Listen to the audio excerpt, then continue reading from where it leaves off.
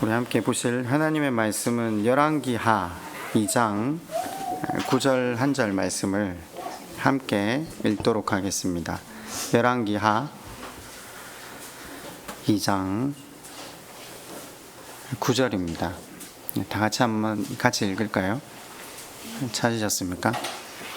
시작. 건너매 엘리야가 엘리사에게 이르되 나를 네게서 데려감을 당하기 전에 내가 네게 어떻게 할지를 구하라. 엘리사가 이르되 당신의 성령이 하시는 역사가 갑절이나 내게 있게 하소서 하는지라. 아멘. 본문은 유명한 구절입니다.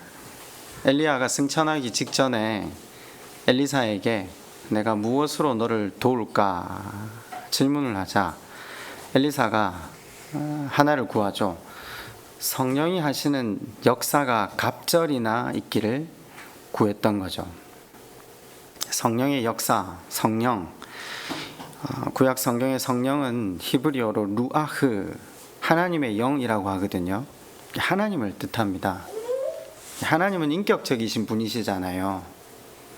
내가 당신이 누리고 있던 그 성령의 갑절의 능력을 가지길 원합니다. 이 표현을 다른 말로 하면요, 당신이 하나님과 인격적인 교제를 가지고 있는 그 인격적인 교제를 내가 갑절이나 누리길 원합니다. 이 말입니다. 하나님과 더 친한 관계, 당신보다 2배는 더 친한 관계가 되고 싶습니다. 지금 이 표현을 한 겁니다. 우리가 이제껏 성령의 능력, 그 능력이라는 게 사랑이라는 것이고 관계라는 것을 배웠으니까 이건 뭐 기도하면 다운로드 되는 게 아니라는 것도 이제 인식이 되셨을 줄로 기억합니다. 엘리사가 구하는 것은요, 결국은 인생을 살아가는 데 있어서 제일 큰 에너지가 되고 능력이 되겠죠. 오늘 말씀을 통해서 어떤 삶의 태도로 나아갈 때 하나님과 더 깊은 교제의 관계로 나아갈 수 있는지, 성령을 갑절이나 입을 수 있는지 그 방법을 한번 살펴보려고 합니다. 그래야 우리가 맡겨진 역할들을 잘 감당할 수 있을 거잖아요. 저희 집에 아이들과 지금 큐티를 이제 하던 중에 지금 본문이 잠언이잖아요. 잠언에서 계속 한 가지를 이야기합니다. 돈보다, 성공보다, 세상의 부귀영화보다 제일 인생에게 큰 복은 지혜라고 계속 이야기를 합니다. 그래, 아이들이 이 지혜에 대해 자꾸 묻길래 제가 그랬어요. 지혜는 말씀대로 사는 거다. 그잖아요. 지금 잠언서가 이야기하는 지혜, 성경 전체가 이야기하는 지혜가 말씀대로 사는 거래요. 왜죠? 아니, 온 우주 만물을 지으신 분이 하나님이시잖아요. 그분이 세상에 제일 똑똑한 분 아닙니까? 그분의 말씀대로 살면 그분이 지키시고 도우신다는 걸 약속하셨기 때문에 거두절미하고 지혜는 그분의 말씀대로 살아가는 것이다. 여러분, 사람이 똑똑합니까? 하나님 똑똑합니까? 물론 사람들이 적어놓은 책을 읽고 공부하는 것 유익합니다. 그러나 그보다 더 유익하고 그보다 더 우리 인생의 에너지원이 될 수 있는 건 하나님 기록해 두신 성경, 인생 사용 설명서잖아요. 인생의 본질을 기록해 둔 이 성경, 말씀에 정통하는 것, 그게 영성이 깊어진다라고 하거든요. 그 영성이 깊어진다는 것이 다름이 아니고 오늘 설교의 제목처럼 하나님과 깊은 교제의 단계로 들어갈 수 있다. 그 사람은 현실을 관통하고 사람을 꿰뚫어 볼 수 있는 능력을 지닐 수밖에 없다는 거죠. 그죠? 근데 이게 영성입니다. 엘리사가 구하고 있는 성령의 갑절의 능력. 저는 말씀 앞에 나오는 사람들, 기도하러 나오는 사람들에게 하나님께서 약속하셨거든요. 성령의 갑절의 능력을 부어주시겠다고. 이 밤에도 변함없이 말씀 앞에 나오신 여러분들이 그 성령과의 깊은 교제로 나아가는 복이 있기를 축원합니다. 말씀은 엘리사가 어떻게 이 성령의 갑절의 능력을 입었는가, 그걸 보여주고 있는 거죠. 본문 7절을 보면 선지 생도가 50명이 있다는 걸 우리는 정보를 얻을 수 있거든요. 그런데 그 50명의 학생들 가운데 엘리야의 후계자로 아무도 주목을 받지 못하고 누가 선택을 받았죠? 선지학교 출신 사람이 아닌 엘리사가 지금 선택을 받았거든요. 무엇 때문에 성령의 갑절의 능력을 누릴 수 있었고 또 새 시작의 주역으로 발탁이 되었는가? 우리는 오늘 본문의 말씀을 통해서 엘리야가 끝까지 진리를 따르기를 포기하지 않는 것을 살필 수 있습니다. 1절, 2절 먼저 보실래요? 여호와께서 회오리 바람으로 엘리야를 하늘로 올리고자 하실 때에 엘리야가 엘리사와 더불어 길갈에서 나가더니 엘리야가 엘리사에게 이르되 청하건대 너는 여기 머물라 여호와께서 나를 베델로 보내시느니라 하니 엘리사가 이르되 여호와께서 살아계심과 당신의 영혼이 살아있음을 두고 맹세하노니 내가 당신을 떠나지 아니하겠나이다 하는지라. 이에 두 사람이 베델로 내려가니 사역을 마무리하기 위해서 1, 2절에는 길갈에서 그리고 3, 4절에서는 베델로 가고요. 5, 6절에서는 여리고로 그리고 7, 8절에서는 요단으로 돌아옵니다. 이게 대략 한 30km 이상이 되는데 이곳에 선지학교가 있었다라는 추측을 해보기도 합니다. 사역을 이제 마무리하면서 그곳에 있는 사람들을 도두고 격려하고 이제 하나님께서 부르심을 입기 직전에 이 일을 하는데 중요한 건 뭐죠? 매듭을 지어야 하는 이 여정에 제일 중요한 건 다음 후계자를 세우는 것이잖아요. 엘리야도 알고 있거든요. 그럼 다음 후계자로 하나님께서 엘리사를 지목하셨는데 그에게 제일 먼저 한 말이 뭐죠? 2절에 청하건대 너는 여기 머물라 라는 것이었습니다. 따라오지 말라는 겁니다. 여러분 그러면 이걸 진짜 그렇게 하란 말이겠습니까? 아니죠. 그럼에도 불구하고 따라올 줄을 아는 역설적인 지금 이야기를 하는 겁니다. 무슨 말인가? 간단하게 정리를 하면요. 앞으로 자기도 맡아봐서 알잖아요. 이 사역의 길이 얼마나 험난한가. 그래서 이 길을 감에 앞서서 엘리사로 하여금 그 정한 마음을 시험하고 있는 겁니다. 훈련하고 있는 겁니다. 보세요. 이게 3번이나 반복이 돼요. 장소를 이동할 때마다 너는 여기에 머물라. 그리고 엘리사는요. 내가 떠나지 아니하겠나이다. 3번이 반복돼요. 4절에도 보시면 너는 여기 머물라. 그죠? 여호와께서 나를 여리고로 보내시느니라. 엘리사가 이르되 여기도 똑같이 이야기합니다. 여호와께서 살아계심과 당신의 영혼이 살아있음을 두고 맹세하노니 내가 당신을 떠나지 아니하겠나이다. 죽어도 당신을 따라가겠습니다. 그죠? 6절에도요. 또 나옵니다. 엘리야가 또 엘리사에게 이르되 청하건대 너는 여기 머물라. 여호와께서 나를 요단으로 보내시느니라. 그랬더니 또 뭐라고 하죠? 여호와께서 살아계심과 당신의 영혼이 살아있음을 두고 맹세하노니 내가 당신을 떠나지 아니하겠나이다. 오지 말라고 하고 또 따라갑니다. 중요한 것은요. 엘리사가 엘리야를 따라가기를 포기하지 않았다는 것을 성경이 우리에게 보여주려고 하는 겁니다.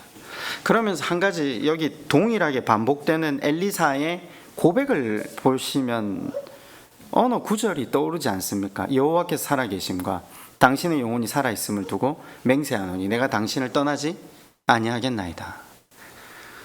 이거 룻이 나오미가 3번이나 너 살 길 찾아서 가라. 그때 룻이 동일하게 내가 단지 어머니가 불쌍해서 가는 게 아닙니다. 내가 여호와 하나님을 믿기에 그분의 말씀 안에서 걸어가려고 내가 당신을 붙잡습니다. 그렇죠. 여러분 엘리사도 마찬가지입니다. 왜 끝까지 포기하지 않고 따라가는 거죠? 엘리야라는 인간 자체를 좋아해서요? 그를 우상으로 섬기기 때문에? 아니죠. 엘리야 속에 있는 진리의 말씀 때문입니다. 진리의 모형이기 때문에 끝까지 그 진리를 따르려고 끝까지 그 진리를 따라갔을 때 하나님의 능력으로 요단을 가르는 것까지 보고 더불어서 성령의 갑절의 능력을 덧입게 된다라는 거죠. 엘리야가 엘리사에게 가르쳐 주었던 중요한 신앙의 태도가 무엇인지 아시겠습니까? 믿음은 끝까지 따르는 것이라는 겁니다. 우리가 이걸 룻기를 통해서도 살펴보았었잖아요. 그러면 다시 한번 질문을 바꿔봅시다. 누가 성령의 능력을 갑절이나 받을 수 있는가? 진리를 끝까지 쫓는 사람입니다. 제가 에스라 갔을 때 그런 생각을 좀 해봤는데요. 거기 와 있는 사람들하고 이렇게 이야기를 쭉 나누어 보다가 제가 몇 번 부끄러웠다라고 설교를 통해 말씀을 드렸는데, 나라면 이렇게 할 수 있을까? 내가 사역을 멈추고 내가 생활의 많은 부분들을 포기한 채 하나님 말씀을 공부하기 위해서 이곳에 앉을 수 있을까? 그 옆에 있던 대부분의 분들은 뭐 부인이 이제 일을 하시거나 또 여러 가지로 줄이거나 다들 사실 생명을 걸고 오신 분들이 많았는데 똑같이 다 그런 마음들이죠. 다 목사들이니까 도대체 말씀 하나님이 어떤 분이신가? 평생을 공부한 사람들인데 도대체 하나님 말씀 하나님께서 뜻하시는 것이 무엇인가? 그것이 알고 싶어서 오셨다. 되게 그 한편으로는요 부럽고요. 그 사람들의 마음이, 저는 그런 마음으로 간 게 아니니까, 그리고 부끄럽기도 하고요. 진리를 끝까지 쫓는 사람들, 그 사람들이 성령의 능력을 갑절이나 받는구나. 여러분, 두 번째로 성경은 엘리사가 어떻게 성령의 갑절을 능력을 받을 수 있었는가 했을 때 거룩한 소원을 가지고 있었기 때문이라고 주목하고 있습니다.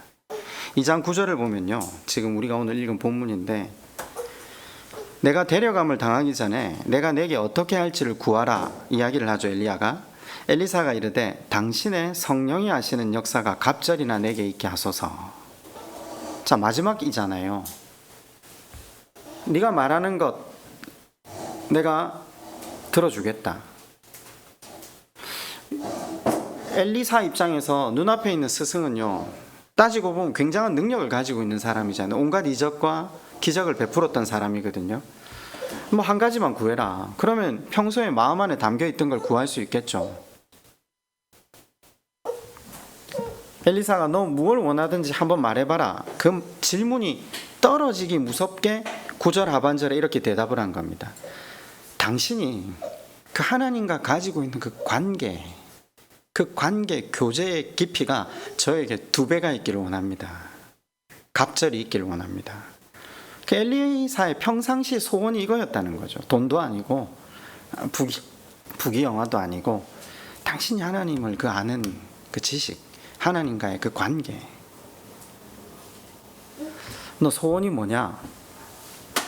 하나님과 더 깊은 관계를 가지길 원합니다. 사람들은 돈과 깊이 관계하기를 원합니다. 그래서 돈이 된다는 건 다 공부합니다. 권력과 깊이 관계하기를 원합니다. 그래서 얼마나 우리가 정치에 관심이 많습니까? 그걸 위해 시간을 쏟고 애를 쓰거든요. 그 깊이 교제한 결과로 돈을 만질 수도 있고 권력을 얻기도 합니다. 근데 수없이 많은 사람들이 교회는 다니지만 하나님과 더 깊이 교제하려고 노력하지는 않습니다.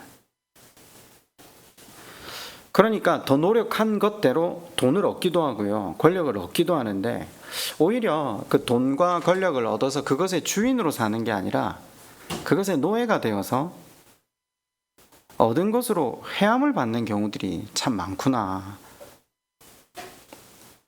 결국 인생이 무엇을 쫓으며 살아야 할지를 조금씩 더 깊이 대면하게 됩니다.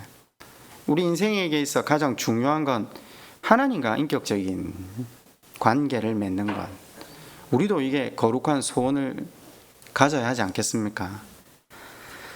세 번째로 엘리사가 성령의 갑절의 능력을 누릴 수 있었던 이유는요, 옛 사람을 벗어버렸기 때문입니다. 12절을 한번 보실래요? 엘리사가 보고 소리 지르되 내 아버지여 내 아버지여 이스라엘의 병거와 그 마병이여 하더니 다시 보이지 아니하는지라. 이에 엘리사가 자기의 옷을 잡아 둘로 찢고. 한번 생각해 봅시다. 엘리야가 영광스럽게 하늘로 올려감을 당하지만 엘리사 입장에서는 황망스러운 이별입니다. 그래서 응당 지금 이 순간 엘리사가 할 수 있는 건 슬픔과 애도, 그죠? 그리고 불안. 그리고 엘리사가 자신의 옷을 벗습니다. 그리고 뭘 했다고요? 벗는 것에 그치지 않고 찢습니다. 보통요, 이스라엘 백성들이 옷을 찢는다 할 때는요, 원망과 불평, 분노와 황망함, 고통 이런 게 복합적인데 지금 그런 의도로 찢은 게 아니라는 거죠. 왜냐? 하나님 일하시는 거 지금 봤다는 거잖아요. 제 말 이해가 되세요? 하나님이 눈앞에서 지금 불병거와 불말로 올리시는 걸 본 사람이 누구 한 명밖에 없습니까? 엘리사밖에 없어요. 선지 생도들은 그걸 못 보니까 하나님이 들려 올리시는 건 봤거든요. 그랬더니 어디 떨어뜨려서 죽였을 거다 하고 생각하고 시체를 찾으러 3일 동안 돌아다니잖아요. 근데 엘리사는 자기 눈앞에서 그걸 봤습니다. 본 사람이 지금 불평과 불신과 원망으로 옷을 찢을 리는 없습니다. 하나님의 역사를 보았는데도 불구하고 이스라엘의 마병이며 군대, 왜냐하면 엘리야가 이스라엘의 방패요 보호자의 역할을 했잖아요. 또 자신의 스승이 사라져버린 데 대한 두려움. 네. 그러나 하나님의 역사를 본 엘리사는 이내 결단하며 나아가는 겁니다. 방금 엘리야가 뭐라고 엘리사에게 이야기를 했습니까?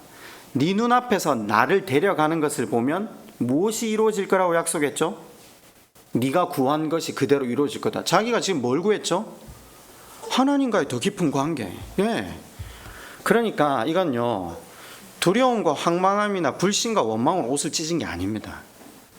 쉽게 생각해봐도 아무도 보지 못하는 불병거와 불말의 역사를 보았고 하나님께서 자신과 함께 해주실 그 깊이 있는 교제에 대한 기대 앞에 이제 옷을 벗는 것으로 끝내지 않고 옷을 둘로 찢었다라는 겁니다. 아주 의미가 있는 행동입니다. 성경은 자주 옷을 옛 삶에 비교를 합니다. 내가 다시는 이 옷을 입지 않겠다. 여러분, 이때 옷이 한 벌밖에 없잖아요. 옷이 굉장히 중요한 거거든요. 그 뒤에 13절에 보면 엘리야의 몸에서 떨어진 겉옷을 주워가지고 돌아와 요단 언덕에 서서, 이게 단지 옷이요 몸을 가리는 역할을 이야기하는 게 아닙니다. 엘리사가 자기의 겉옷을 벗어 둘로 찢었다는 건요, 자기의 옛 삶을 버리겠다는 결단입니다. 내 중심적인 예전의 나를 벗어 던지겠다는 겁니다. 그리고 스승인 엘리야와 같은 진리를 향해 나아가는 새 사람을 입겠다는 의지입니다. 그리스도인들은 예배를 통해, 기도를 통해, 묵상을 통해, 전도를 통해 자기의 옛 사람을 버리는 자들입니다. 그죠? 그래야 가치가 이동되거든요. 따라서 어제의 나와 오늘의 내가 절대로 동일할 수가 없습니다. 어제의 나보다 오늘은 뭔가 달라져도 달라져야 된다는 거죠. 내가 오늘 하루를 하나님께 허락받았다는 것은 어제의 나를 벗은 것을 의미한다는 거죠. 자, 이 표현이 좀 깊이 안 하다 하면 이런 표현을 한번 써볼까요? 아주 오랜만에 만나는 사람들끼리 주고받는 인사 중에 이런 말이 있죠. 야, 너 조금도 안 변했다. 예수 믿는 사람에게 그 말은 그보다 더 모독적인 인사가 없다는 걸 기억하셔야 됩니다. 10년 전이나 지금이나 하나도 안 변했다. 아니, 전 지금 주름 없고 흰머리가 나지 않아서 외관상으로 젊은 모습을 유지하고 있는 그걸 이야기하는 거 아닙니다. 10년 동안 하나님 말씀으로 하나님과 교제하는 삶으로 나아갔다면요, 진리로 마음이 가득 차 있는 사람들은요, 저는 말투가, 태도가 달라진다고 생각합니다.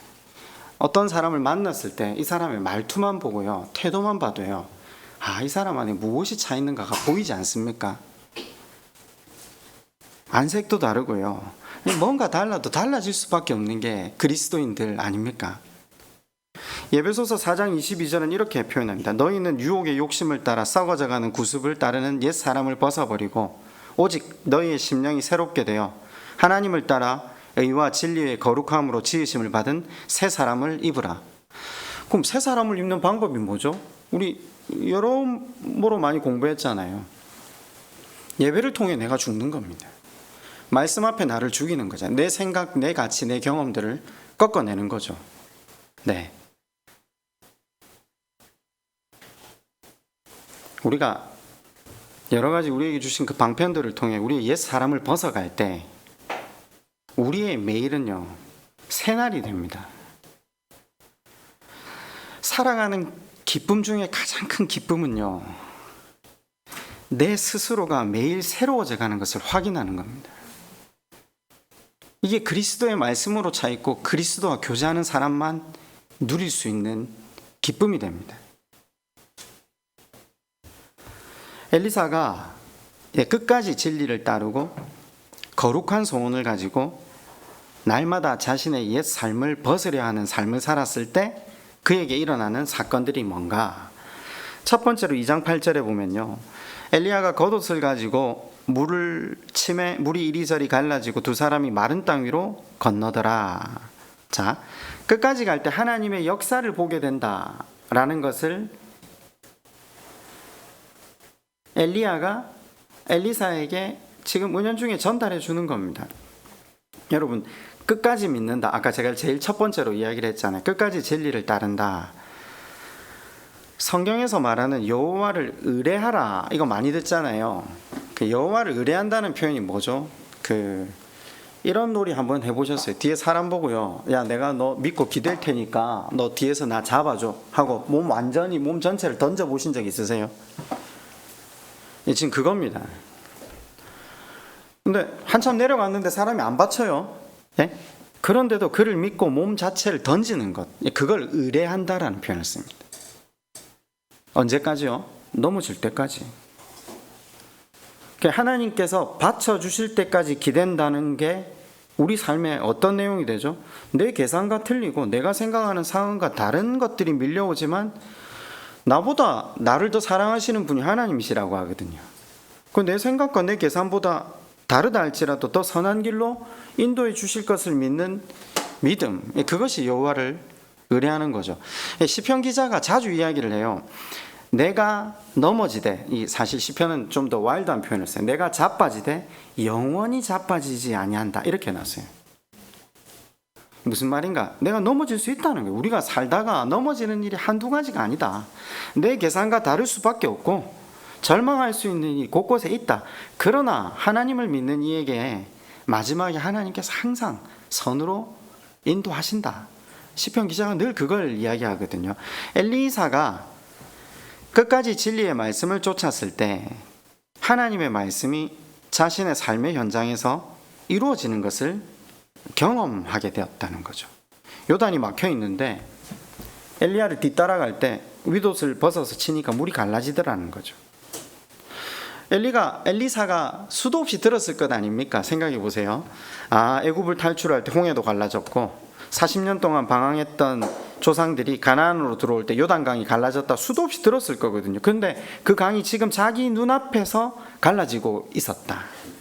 엘리사가 느낄 수 있는 그 희열과 감격이 얼마나 컸겠습니까? 이건 진리를 끝까지 따르는 자만 누릴 수 있는 감격이거든요.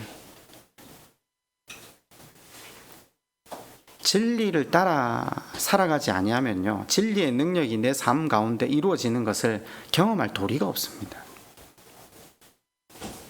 여러분, 하나님만 믿고 하나님께 몸을 던져보신 적이 있으십니까?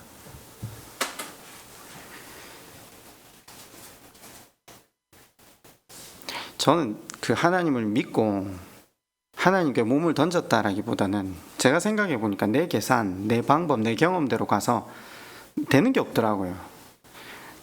어차피 하나님 원하시는 대로 걸어가면 하나님 책임지신다. 하나님 책임지신다. 그게 이제 경험 속에서 하나님께서 교육을 어느 순간 시켜놓으니까 거기에 몸을 던지고 나서 될 대로 되라 이게 아니라 두려움이 없어지더라고요. 결국 하나님께서 하시는 것들을 경험하면서 그 다음에 몸을 던질 기회가 오면 내가 계산하는 것보다 더 좋은 것을 주실 그 하나님을 기대하게 되는 거죠. 오히려 엘리사가 끝까지 진리를 따르고 옛 사람을 벗어버리는 자가 되고 거룩한 소원을 가지고 되었을 때 엘리사에게 일어난 가장 결정적인 일이 뭔가? 자, 지금 방금 첫째는 하나님의 역사를 경험했다는 것과 두 번째는요, 보이는 것 너머에 보이지 않는 것을 보는 눈을 갖게 됐다는 겁니다.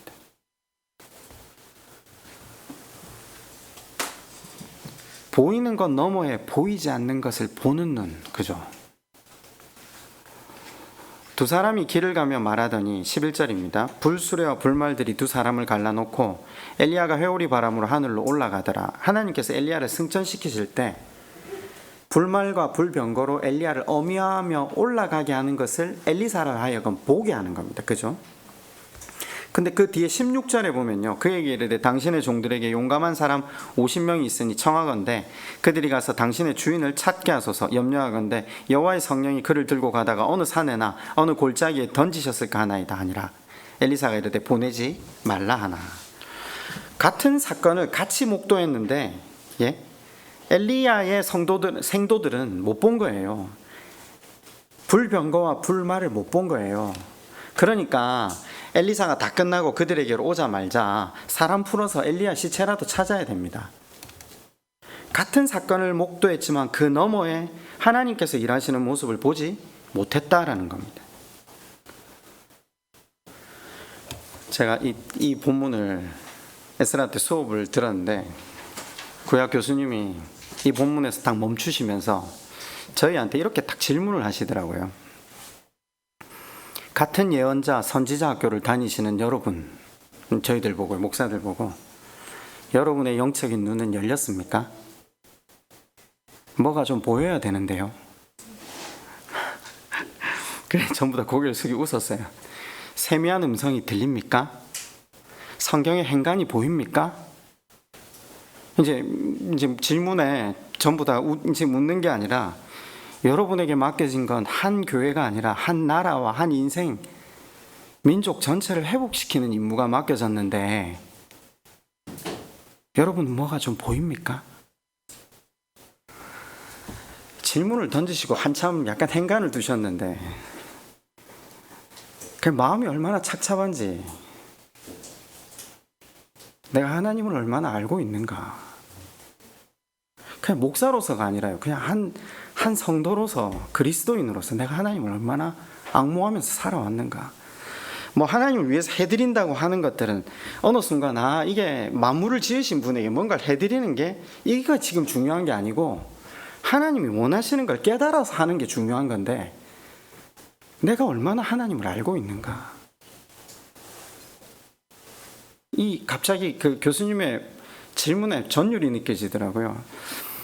하나님과 친해야 되잖아요. 그리고 한참 있다가 이제 여러 설교를 하면서 집사람이 말씀에 여러 가지 은혜를 받고 저한테 이런 질문을 한번 하더라고요. 자기는 어떻게 그렇게 하나님을 알아? 그렇게 깊이 아는 사람들의, 성경에 나오는 사람들의 특징은 대부분 깊은 죄에 빠졌다가 하나님의 어떠하심을 깊이 경험한 사람들이 그 하나님의 사랑에 대해서 더 깊이 누리게 되는데 도대체 어떤 죄를 지었냐라고 질문을 하더라고요. 제 말이 이해가 되세요? 집사람 이 질문이 너무 날카로워서 제가 그렇죠.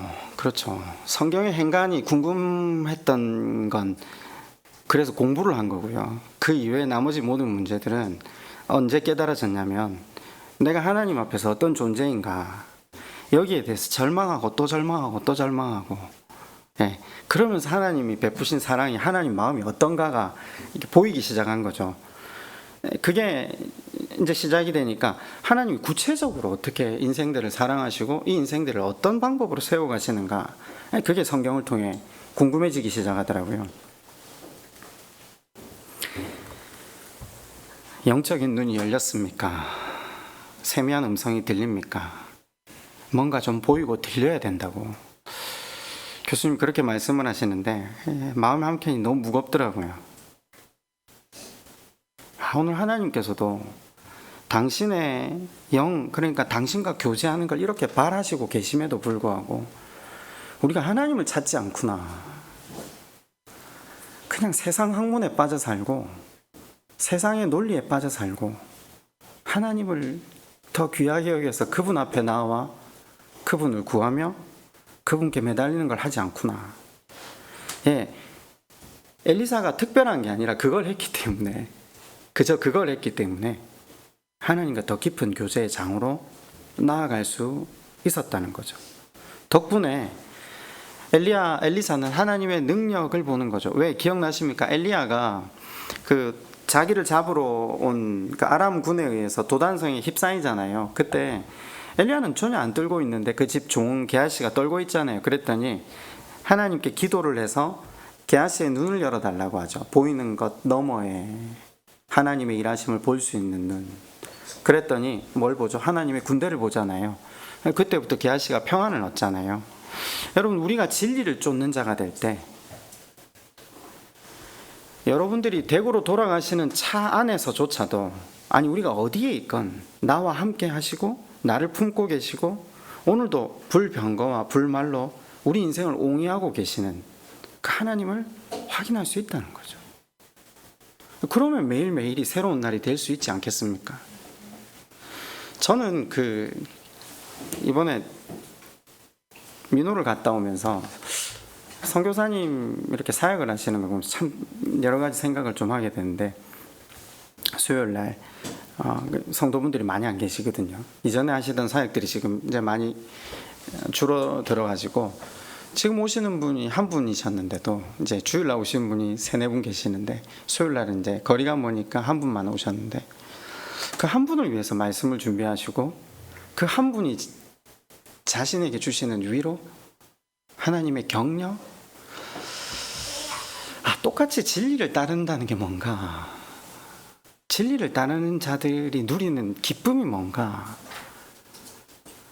수의 문제가 아닌데 하나님을 바라보는 그 한 사람으로 인해서 위로가 되고 같이 평강을 누리고, 매일 새로운 날을 누리고 계시구나. 마지막으로요, 2장 14절을 보면 엘리야의 몸에서 떨어진 그의 겉옷을 가지고 물을 치며 이르되 엘리야의 하나님 여호와는 어디 계시나이까 하고 그도 물을 치매 물이 이리저리 갈라지고 엘리사가 건너니라. 자, 엘리야가 엘리야의 믿음으로 하나님께 간구해서 조금 전에 요단강이 갈라지고 건넜잖아요. 그런데 지금은요, 엘리사 혼자서 하나님께 기도하고 엘리야의 옷으로 요단강을 쳤는데 요단이 갈라진 겁니다. 바다나 강이 갈라진 게 성경에 4번 나오거든요. 근데 4번의 역사 가운데 한 개인을 위해 갈라진 유일한 장면이 이 장면입니다. 그것도 오늘 하루 요단이 2번 갈라졌다는 거죠. 2번 갈라졌는데 의미가 같지 않습니다. 먼저 엘리야가 갈랐을 때는요, 복수를 위한 갈라짐이었거든요. 그래도 2명이 건너갔잖아요. 그런데 지금은요, 엘리사 한 개인을 위한 갈라짐입니다. 전에 갈라짐은 한 시대의 막을 내리는 갈라짐이었다면 지금은 한 시대의 막을 올리는 갈라짐. 조금 전에 갈라짐은 엘리야의 퇴장을 알리는 갈라짐이었다면 지금은 엘리사의 등장을 알리는 빵빠레가 울리는 것 같은 갈라짐. 그럼 우리는 이런 질문을 한번 해볼 수 있죠. 하나님, 할 일이 얼마나 없으셔서 그냥 그 뗏목 타고 강 건너게 놔두지, 그죠? 한 개인을 위해서 강을 가르시나? 낭비하시나? 우리 탕부 하나님 배웠잖아요. 하나님은 낭비하시는 분이라니까요. 하나님과 교제의 장으로 들어오고 하나님을 끝까지 의뢰하는 사람들에게 하나님은 낭비하시는 분이시라는 걸 이 사건을 통해 보여주십니다. 하나님은 당신을 사랑하는 자에게 모든 것을 낭비하는 자.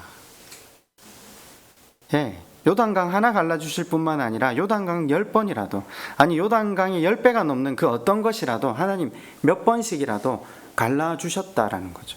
사실 우리가 그 하나님 은혜 덕에 여기 앉아 있는 것 아닙니까? 요단강 그 마른 땅, 마른 바닥 위를 엘리사가 혼자 걸어갈 때 여러분, 엘리사가 느꼈을 감동이 얼마나 컸겠습니까? 조금 전에는 엘리야의 하나님이었거든요. 근데 지금부터는 나의 하나님이 되잖아요. 엘리야의 하나님이 이제 그분만의 하나님이 아니라 나의 하나님 되시고 내 인생의, 내 삶의 현장에서 나와 더불어 함께 하시는 하나님으로 내 심령 속에 각인이 되는 거죠. 이 시간부터 이스라엘의 새 시대, 새 역사가 또 도래하는 거죠. 하나님은 항상 사람을 통해 일하십니다. 저희들에게도 맡겨진 역할이 있고요. 그죠? 제가 지난 시간 설교를 사실 마무리하진 않았는데 시간이 조금 남아서 제가 한번 마무리를 좀 할까요? 엘리야가 퇴장을 하잖아요. 세상에서도 퇴장을 하려면요, 미국 학자들이 이런 표현을 하거든요. 10년 이상 훈련을 하지 않으면 퇴장을 못 한대요. 내가 아니면 이 일이 진행이 안 된다는 착각 속에 살아가기 때문이래요. 근데 자, 세상은 좀 접어두고요, 교회 안에서도 그런 일이 참 많잖아요. 그것도 좀 접어둡시다. 우리는 사실 우리 제일 가까이에 있는 게 뭐냐면요, 우리 가정입니다. 우리의 자녀입니다. 우리에게 맡겨진 건 부모의 역할이고, 자녀를 양육하고 기른다는 건 어디까지죠? 사실 이 설교를 수도 없이 했지만요, 우리에게 퇴장의 의미를 되새겨 볼 수 있는 게 이 자녀와의 관계거든요. 얼마 전에 설교를 드릴 때 통제에서 영향력으로 여러 번 설교를 한 적이 있습니다. 퇴장은 언제 퇴장을 해야 되죠? 먹고 마시기 위해서 이 아이가 단독자로 서는 것, 독립하게 하는 것, 하나님과 바른 관계 속에 하나님이 이 아이를 통해 이 땅에 하나님 나라를 이루실 수 있도록 그 역사할 수 있는 기능을 길러줬으면 그 다음은 어떻게 해야 되죠? 물러나야 되거든요. 이때가 언제입니까? 저는 성경을 따라 보면요, 성인식을 치르는 나이라고 했으니까 그게 대부분 중학생들 시절이거든요. 유대인들이 그런 것들을 따라서 그때부터 아이 스스로 실패시키고, 제가 이런 표현했죠. 밟아야 될 계단을 밟게 하고요, 치러야 될 대가를 치르게 하자. 왜냐하면 부모 품에 있거든요. 부모 품에 있을 때 욕망대로 행동하고 이기적으로 살아보고 하나님 아닌 것들을 쫓아보았을 때, 넘어지고 낭망했을 때 그때 안아줄 수는 있잖아요. 그러나 다 통제하고 간섭하고 무엇이 바른가만 이야기를 해서 못하게 하면 그 스스로 그것을 선택하고 치러야 될 대가를 치르고 넘어져 보고 고통스러워 보고 인간이 어떤 존재인가를 알 수 있는 기회를 박탈당하는 거죠. 사실 우리나라의 부모들은 이 부분에서 실패한 부모들이 너무나 많지 않습니까? 저도 아이들을 기르지만 이제 아이들이 자라가고 있으니까 수도 없이 이야기를 하거든요. 실패시키자. 고통을 있는 대로 받아들이게 하자. 부모 품에 있을 때는 내가 함께 울어줄 수 있잖아요. 근데 우리나라 많은 부모들은 아이들에게 좋은 것만, 복된 것만, 행복한 것만 누리게 하는 것이 사랑이라고 생각합니다. 성경은 단 한 번도 인생을 그렇게 빚어가는 것이 사랑이라고 이야기하지 않습니다. 그것은 인생을 썩게 하고 굳은 마음으로 살게 한다고 여러 번 이야기를 합니다. 그러면 자식의 인생에서 퇴장해줘야 되는 것이 부모의 역할이다. 물론 퇴장한다고 해서 안 만나라는 건 아니잖아요. 이제 조언자로서 역할을 해야죠. 근데 퇴장할 때 퇴장하지 못하면요, 간섭자가 되면 정작 필요할 때, 정말 인생의 조언을 받아야 될 때는 부모와 대화하지 않는 게 작금의 현실 아닙니까? 퇴장할 때 잘 퇴장한 사람들만 다시 조언자의 역할을 할 수 있다는 걸 성경이 우리에게 여러 번 가르쳐 줬거든요. 그런데 이 새시대 새 역사가 시작되는 이 순간 엘리야가 아름답게 퇴장한 것은 사실 우리에게 주는 메시지가 굉장히 큽니다. 퇴장이 있어야 새로운 시작이 있거든요. 그리고 이 새 시대 새 역사의 주역이 된 엘리사가 하나님의 말씀을 끝까지 쫓았을 때, 자신의 옛 삶을 벗어버리기 위해 애를 썼을 때, 진리를 구했을 때 하나님과 더 깊은 교제로 나아가고 하나님의 역사를 체험하는 것을 봅니다. 여러분, 날마다 하나님과 더 깊은 교제를 나누길 원할 때에, 또 거룩한 소원을 품기를 원할 때에, 옛 사람을 벗어 던지길 원할 때에 우리 앞에 있는 혼란, 어두움, 아픔, 고통의 강물이 이리저리 갈라지고 우리로 인해서 새 시간이 열리는 그런 날들을 맞이하시는 저와 여러분 되었으면 좋겠습니다. 우리 한번 같이 기도할까요?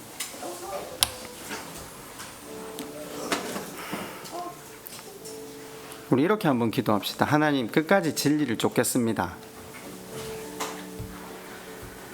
하나님, 거룩한 소원을 품고 살아가겠습니다. 옛 사람을 벗어 던지겠습니다. 성령 하나님 우리를 인도해 주십시오. 우리 한번 하나님 앞에 함께 이 엘리사를 따라 함께 기도 드리겠습니다.